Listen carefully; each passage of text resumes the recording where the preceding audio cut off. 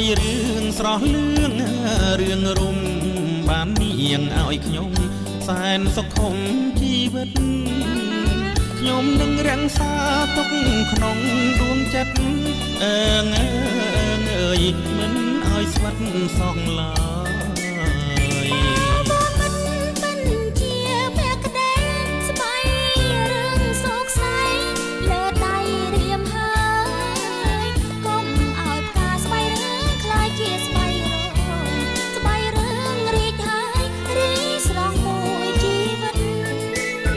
សូមស្បៃរឿងជឿចិត្ត